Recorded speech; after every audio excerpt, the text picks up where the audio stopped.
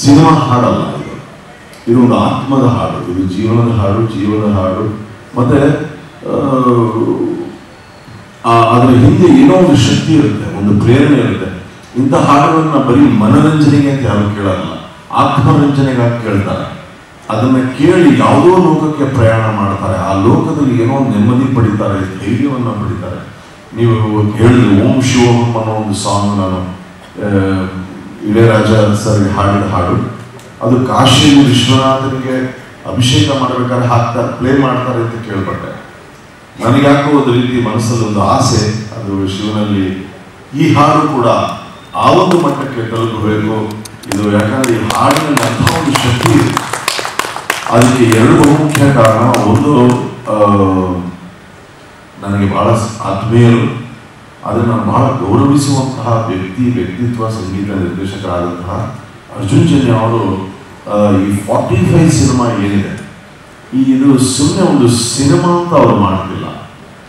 ಅವರ ಇಡೀ ಜೀವನದ ಒಂದು ಕನಸು ಇದು ಒಂದು ಅನ್ನಿಸ್ತಾ ಇದೆ ನನಗೆ. 200 ಸಿನಿಮಾಗಳಿಗೆ ಸಂಗೀತ ಮಾಡುವಂತಹ ವ್ಯಕ್ತಿ ಹಗಲು ರಾತ್ರಿ ಒಂದು ವಿಷಯದ ಹಿಂದೆ ಇಷ್ಟು ಏಕಾಗ್ರತೆಯಿಂದ ಕೆಲಸವನ್ನು ಮಾಡ್ತಾ ಇದ್ದಾರೆ ಅಂದ್ರೆ ಅವರಿಗೂ ಶಿವನ ಪ್ರೇರಣೆ ಇದೆ ಅಂತ ನನಗನ್ಸುತ್ತೆ. ಯಾಕಂದ್ರೆ ನಾನು ಈ ಸಿನಿಮಾ ತುಣುಕುಗಳನ್ನು ನೋಡಿದ್ದೀನಿ. ಇದು ಕೇವಲ ಸುಮ್ಮನೆ ಹೋಗ್ಬಿಟ್ಟು ಥಿಯೇಟರ್ ಟಿಕೆಟ್ ತಗೊಂಡು ಒಂದು ಸಿನಿಮಾ ಅಲ್ಲ. ಇದು ತಮ್ಮನ್ನ ಯಾವುದೋ ಒಂದು ಲೋಕಕ್ಕೆ ಕರ್ಕೊಂಡು ಹೋಗೋದು. ನಾನು ಹೇಳಿದೆ ಅಂತಹ ಒಂದು ದೊಡ್ಡ ವಿಷಯವನ್ನ ಇಲ್ಲಿ ನಮ್ಮ ಅರ್ಜುನ್ ಜನ್ಯ ಅವರು ತರ್ತಾ ಇದ್ದಾರೆ. ಅಂತ ಸಿನಿಮಾಗೆ ಯಾರಾದ್ರೂ ಮಾಡ್ಬೋದಿತ್ತು, ಆದ್ರೆ ಅವ್ರಿಗೊಂದು ಪ್ರೇರಣೆ ಶಿವನೇ ಕೊಟ್ಟೇನೋ ಬಹುಶಃ ನಾನು ಹಾಡಬೇಕು ಅಂತ ನನಗನ್ಸುತ್ತೆ. ಯಾಕಂದ್ರೆ ಈ ಕಥೆ ಆಗಿದ್ದು, ವಿಷಯ ಆಗಿದ್ದು, ಮತ್ತೆ ಹೂ ಎಲ್ಸ್ ಬೆಳೆದ್ರೆ ನಾಗೇಂದ್ರ ಪ್ರಸಾದ್ ಸರ್ ಇಂಥ ಹಾಡುಗಳಿಗೆ ವಿಶೇಷವಾಗಿ, ಯಾಕೆಂದ್ರೆ ಅವರು ನೀನೇ ರಾಮ ನೀನೇ ಶ್ಯಾಮ ಹಾಡುಗಳನ್ನು ಬರೆದವರು. ಆದ್ರೆ ಇಂತಹ ವಿಷಯಗಳು ಬಂದಾಗ ಅವ್ರಿಗೆ ಬಹಳ ಹಿಡಿತಾ ಇದೆ ಮತ್ತೆ ವಿಷಯ ಗೊತ್ತು.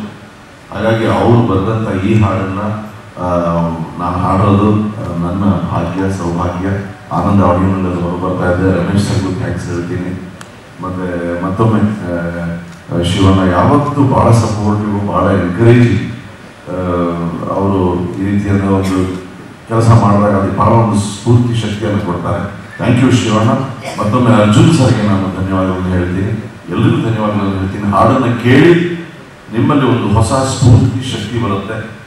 ನಿಮ್ಮ ಆಶೀರ್ವಾದವನ್ನು ನಮಗೆ ನೀಡಿ ಅಂತ ಕೇಳ್ತೇನೆ. ಬಹಳ ಆತ್ಮೀಯ ನನಗೆ, ಅವ್ರಿಗೂ ಒಳ್ಳೆಯದಾಗಲಿ. ಇನ್ನು ಚಿತ್ರತಂಡ ಬಹಳ ದೊಡ್ಡದಿದೆ. ಶಿವಣ್ಣ ಅವರು, ಉಪೇಂದ್ರ ಅವರು, ರಾಜಶೇಖರ್, ಹೀಗೆ ದೊಡ್ಡ ಕಲಾ ತಂಡ ಇದೆ. ಇಂಥ ಸಿನಿಮಾದಲ್ಲಿ ನಮಗೆ ಹಿಂದೆ ಕೂಡ ಶಿವಣ್ಣವರ ಆಂಜನೇಯ ಸಾಗು ಅಂದರೆ ಕಂಟಿನ್ಯೂಸ್ ಸುಮಾರು 15 ವರ್ಷದಿಂದ ನಾನೇ ಪ್ರಸನ್ನ, ಶ್ರೀ ಆಂಜನೇಯ ಮತ್ತು ಭಕ್ತಿ ಗೀತೆಗಳು, ಭಕ್ತಿ ಸಿನಿಮಾದಲ್ಲಿ ಭಕ್ತಿ ಇದೆ ಅಂದರೆ ಅತಿ ಹೆಚ್ಚು ಈ ಒಂದು 2-3 ದಶಕಗಳಲ್ಲಿ ಅತಿ ಹೆಚ್ಚು ಹಾಡು ಬರೆದವ ನಾನು.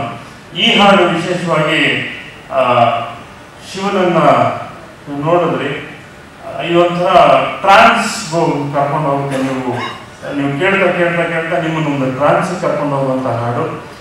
ಮತ್ತು ಇದಕ್ಕೆ ಕಂಚಿನ ಕಂಠ, ನೀವೇ ಹೇಳಿದಾಗೆ ಕನ್ನಡದ ಶುದ್ಧ ಕನ್ನಡದ ಕಂಠ ವಿಜಯ್ ಪ್ರಕಾಶ್ ಅವರ ಧ್ವನಿಯಲ್ಲಿ ಬಿಟ್ಟರೆ ಇನ್ನಷ್ಟು ಮೆರುಗು ಎಲ್ಲವೂ ಸಹ. ಮತ್ತು ಕಲಾವಿದರು ಇಡೀ ಸಿನಿಮಾಗೆ ಒಂದು ದೊಡ್ಡ ಮೆರುಗು ಈ ಹಾಡು. ಒಳ್ಳೇದಾಗಲಿ, ಇಡೀ ಚಿತ್ರತಂಡಕ್ಕೆ ಒಳ್ಳೇದಾಗಲಿ ಅಂತ ಹಾರೈಸ್ತೀನಿ. ನಮಸ್ಕಾರ. ಮೋಸ್ಟ್ ಸ್ಟ್ರೀಮ್ ಇದು ಅಂದ್ರೆ ಈ ಕೆಲಸದ ಜೊತೆ ಯಾವ ಸಿನಿಮಾನು ಬಿಟ್ಟಿಲ್ಲ, ಕೆಲಸ ಮಾಡ್ತಾ ಇದ್ದಾನೆ ಅಂತ. Thank you. सनातन धर्म के आचरण को हृदय में जागृत करते हुए और युवाओं तक सनातन धर्म को पहुंचाने के माध्यम को इस गाने के माध्यम से युवाओं को एक चेतना जागृत होगी। जिस समय सृष्टि की उत्पत्ति हुई,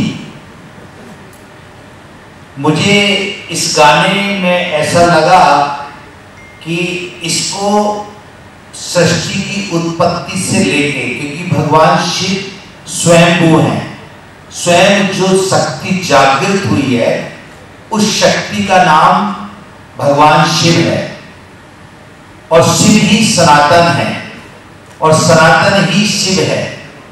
तो इस गाने में जो शिव को सनातन के स्वरूप में और सनातन को शिव के रूप में प्रकट किया है, ये हमारे देश के युवाओं को एक संदेश देगा कि हमारे 4 वेद, 6 शास्त्र, 18 पुराण और 84 ग्रंथ में संपूर्ण शक्ति का केंद्र केवल मात्र एक शिव है। जो शिव की उपासना करता है उसी से शिव की प्रार्थना बनती है और उसी से शिव की साधना बनती है। तो ये गाना प्रार्थना, उपासना और साधना का केंद्र है। ये गाना एक्शन, रिएक्शन और डायरेक्शन का केंद्र है। जब व्यक्ति अपने अंतःकरण में एक्शन को धारण करता है तो उसके मन और बुद्धि में विवेक रूपी रिएक्शन होता है और उस विवेक रूपी रिएक्शन से वो परमपिता परमात्मा को प्राप्त करने के लिए एक एक्शन और एक अपना ट्रैक निर्धारित करता है अपने लक्ष्य तक पहुंचने के लिए। तो इस गाने से ये प्रमाण समाज को मिलेगा। मैं चूंकि एक सन्यासी होने के नाते इस गाने से इसलिए प्रभावित हूं कि सन्यासी शिव के उपासक होते हैं और शिव को आज के समय में सिनेमा के माध्यम से जन जन तक पहुंचाने का कार्य ये गाना करेगा। मैं धन्यवाद देना चाहूंगा रमेश जी को, रमेश रेड्डी जी, जिन्होंने इस गाने को निर्माण करवाया है। मैं धन्यवाद देना चाहूंगा अर्जुन जी को, जिन्होंने अपनी शक्ति को लगा करके अपने विवेक के द्वारा इस गाने को संजोया है। और सबसे ज्यादा धन्यवाद के पात्र जिनका नाम शिवराज है, जो स्वयं नाम उच्चारण करने से शिव की शक्तियों का ऊर्जा और चेतना जागृत होती है, ऐसे शिवराज जी को। और जिन्होंने इस गाने को स्वर दिया है प्रकाश जी। देखिए, इस पूरे गाने को अगर हम देखें तो इसमें जितने भी लोग जुड़े हुए हैं उन सबके नाम की बड़ी महिमा है। रमेश का मतलब होता है जो ईश्वर की शक्तियों में रम जाए, जो हृदय में अपने आप को ईश्वर को जागृत कर ले, उसको ईश्वर। और दूसरे रूप में रमेश जो रम गया। अर्जुन उसको कहते हैं जो अपने लक्ष्य को केंद्रित करे, तो लक्ष्य को केंद्रित करने का प्रयास किया है और इन दोनों को शक्ति प्रदान की है शिवराज जी ने। शिव जी ने अपने इस कैरेक्टर के माध्यम से ये दर्शाया है कि मैं इस पृथ्वी पर स्वयं हूं, जो व्यक्ति मेरी साधना करेगा मैं उसका सहायक बनूंगा और उसके लक्ष्य तक उसको लेके जाऊंगा। और उसको बोल और स्वर दिए हैं प्रकाश जी ने, और उनका नाम भी प्रकाश है। उनके स्वर के माध्यम से ये गाना पूरे विश्व में एक प्रकाश का कार्य करेगा और युवाओं को उनके लक्ष्य तक पहुंचने में सहायक बनेगा। और मैं पुनः विश्वास के साथ कहता हूं, सृष्टि का आरंभ और सृष्टि में जितने भी कार्य भगवान शिव ने किए, जिस प्रकार समुद्र ಸ್ವಾಮೀಜಿ ಒಂದೇ ಒಂದು ಮಾತಾಡಿದ್ದು, ಸ್ವಾಮಿ ಈ ತರ ಈಶ್ವರನ್ ಒಂದು ಸಾಂಗ್ ಇದೆ, ನೀವು ರಿಲೀಸ್ ಮಾಡಿ ಸ್ವಾಮಿ ಅಂತ. ಆರೆ ಬೇಟ ಅಂದ್ರು. ಅಂದ್ರೆ ಈ ಪಿಕ್ಚರು ಎಷ್ಟು ಪವರ್ಫುಲ್ ಆಗಿ ಎಲ್ಲಾನು ಕರ್ಕೊಂಡ್ ಬರ್ತಾ ಇದೆ ಅಂತ. ಅವರು ಡೆಲ್ಲಿಯಲ್ಲಿ ಹಗಿದ್ದವರು, ಡೆಲ್ಲಿಯಲ್ಲಿ ಅವ್ರಿಗೆ ಟೈಮೇ ಇಲ್ಲ.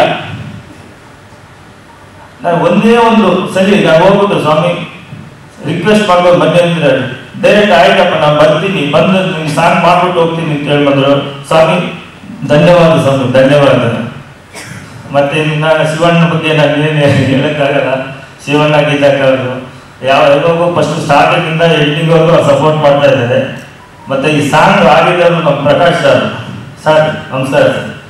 ಈಗ ಸರ್ ಇದು ಸಾಂಗ್ ಫುಲ್ ನಿಲ್ಲತ್ತೆ ಸರ್, ಇಂಡಿಯಾದಲ್ಲಿ ನಿಲ್ಲತ್ತೆ ಸರ್ ನಿಮ್ದು ಕಂಠ ಇದು ಸರ್. ನಮಸ್ಕಾರ ಸರ್.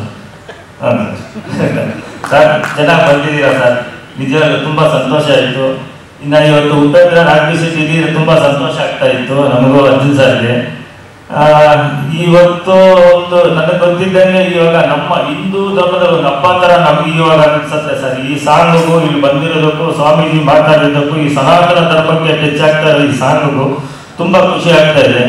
ಬಟ್ ಈ ಸಾಂಗನ್ನ ಅದು ನಾವು ಏನು ಹೇಳ್ತೀವಿ ಅಂದರೆ ಈ ತಲೆಯಲ್ಲಿ ಇಟ್ಕೊಂಡು ಇದರ ಬರ್ಸ್ಬೇಕು ಅನ್ನೋದು ನಮ್ಮ ಮ್ಯೂಸಿಕ್ ಮಾಂತ್ರಿಕ ಅವರು ಅರ್ಜುನ್ ಜನ್ಯ ಅವರು. ಸರ್ ಎಲ್ಲಿದ್ದೀರಾ ಸರ್? ಒಂದು ನಿಮಿಷ ಬನ್ನಿ ಸರ್. ಆಗಿಲ್ಲ, ಬಟ್ ಅನ್ನೋರ ಪ್ರತಿ ರೂಪ ದಿನ ನಾನು ಶಿವಣ್ಣನ ನೋಡ್ತೀನಿ. Thank you so much for being and ಈ ಸಿನಿಮಾ ಇನ್ನು ಬಹಳಷ್ಟು ಸರ್ಪ್ರೈಸಸ್ ಇದೆ, ಮಾಡ್ತಾ ಹೋಗ್ತೀವಿ.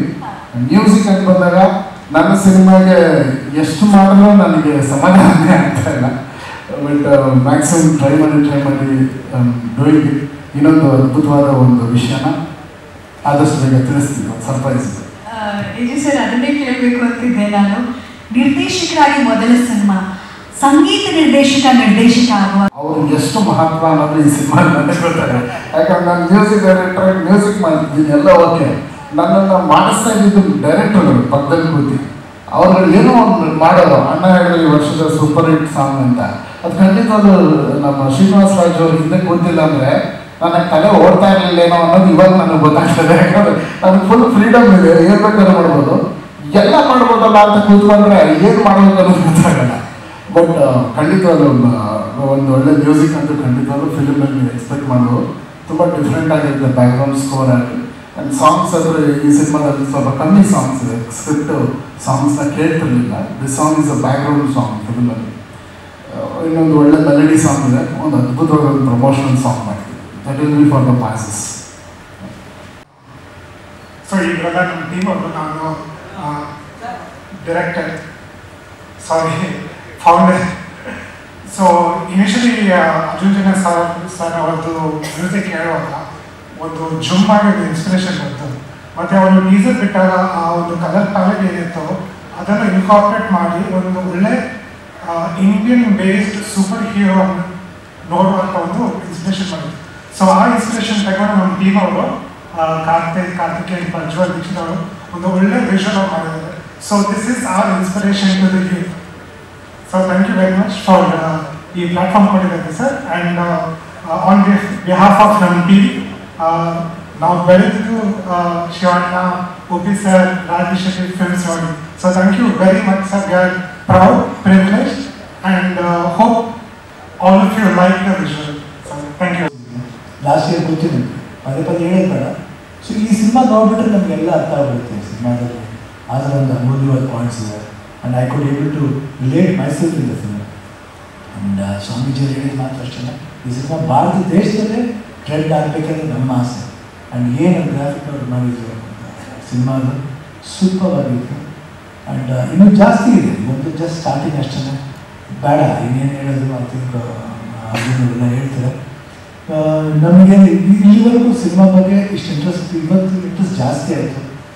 ಸಿನಿಮಾ ನಾನೇ ಯಾವಾಗ ನೋಡ್ತೀನಿ ಅಂತ ಒಂದು ಆಸೆ ಉಟ್ಕೊಂಡಿದ್ದೀನಿ, ಗೊತ್ತಿಲ್ಲ, ನಿಜವಾಗ್ಲೂ ಗೊತ್ತಿಲ್ಲ ನನಗೆ. I feel I want to see the film immediately, ಏನೋ ಆಸೆ ಬಂದಿದೆ. ಇದೆಯಲ್ಲ ಯಾವಾಗಷ್ಟು ನನ್ನ ಹೇಳ್ಕೊಂಡು ಹೋಗುತ್ತೆ. ಅವತ್ತು ನನಗೆ ಆ ಸುಟ್ಟು ನಂಗೆ ಗೊತ್ತಾಗಿಲ್ಲ. ಸೊ ಮನಸ್ಸಿಗೆ ಬರ್ತಿರ್ಬೇಕು. ಈ ಸಾಂಗ್ ಅಷ್ಟೇ ಕೇಳಿದಾಗ ನಿಜವಾಗಿ ಏನೇನು ಫೀಲಿಂಗ್ ಇದೆ. ಈ ಸಿನಿಮಾ ವಿಜುವಲ್ಸ್ ನೋಡಿದಾಗ ನಿಮಗೆ ಅದನ್ನು ಅನ್ವಯಿಸಿಲ್ಲ 100%. ನೀವು ರಿಲೇಟ್ ಆಗ್ತೀರಾ. ಆ್ಯಂಡ್ ಆ ಸೌಂಡಿಂಗ್ ಏನಿದೆ, ಆ ಹಾಡಿ ಸ್ಟೈಲ್ ಇರ್ಬೋದು, ಇಲ್ಲ ನಾನು ಮಾತಾಡಿ ಡೈಲಾಗ್ ಇರ್ಬೋದು, ಆ ಪರ್ಟಿಕ್ಯುಲರ್ ಸೀಕ್ವೆನ್ಸ್ಲಿ you will feel that connection. ಆ ಕನೆಕ್ಷನ್ನ ಕೊಟ್ಟು ವಿಜಯಪ್ರಕಾಶ್ಗೆ ತುಂಬ ಥ್ಯಾಂಕ್ ಮಾಡ್ಕೊಂಡು. ನೋಡಿರೋದು ಗೊತ್ತಿಲ್ಲ. I think is sung it very well. And Nagendra ಅಂದರೆ ತುಂಬ ಅದ್ಭುತ ಬರ್ತೀರ ನೀವು. ಐ ಥಿಂಕ್ ಸರಸ್ವತಿ ಪುತ್ರರಲ್ಲೇ all the best. Thank you. Thank you Shivanna, ನಮಗೆ ಧನ್ಯವಾದಗಳು. ಇಷ್ಟ ಅದ್ಭುತವಾದ ಹಾಡನ್ನು ಲೋಕಾರ್ಪಣೆ ಮಾಡಿರೋದಕ್ಕೆ ಅವರ ಆಶೀರ್ವಾದ